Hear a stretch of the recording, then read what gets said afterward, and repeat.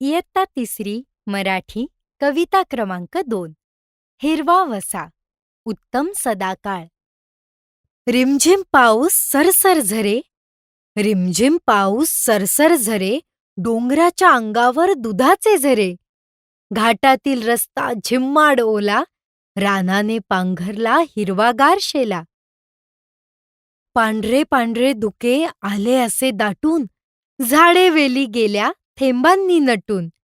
नदी नाले ओढे लागलेत वाहू, हिरवा मऊ चारा गुरे लागली खाऊ. येरे येरे पावसा दरवर्षी असा, येरे येरे पावसा दरवर्षी असा, सुखी कर धरती घे हिरवा वसा, घे हिरवा वसा. कठीण शब्दांचे अर्थ. घाट डोंगरातील वळणावळणांचा रस्ता.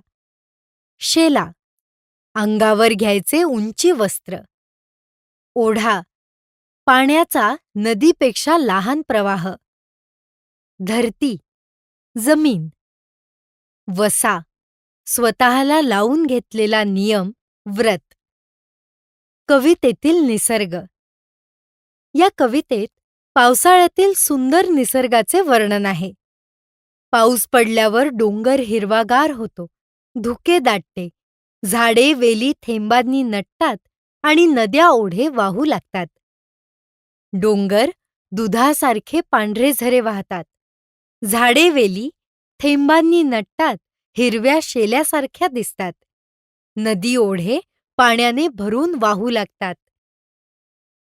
पावसाचे वर्णन करणारे शब्द. पावसाचे वेगवेगळे प्रकार वेगवेगळ्या शब्दांनी सांगता येतात.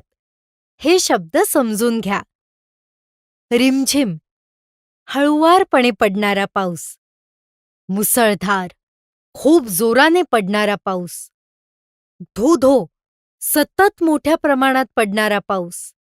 सरसर वेगाने झरझर पडणारा पाऊस. चला वाचूया. मुखपृष्ठ पुस्तकाच्या सुरुवातीला असलेले पान म्हणजे मुखपृष्ठ होय. मलपृष्ठ पुस्तकाच्या शेवटी असलेले पान म्हणजे मलपृष्ठ होय. ग्रंथालयातील विविध पुस्तके हाताळा आणि मुखपृष्ठ व मलपृष्ठ ओळखा.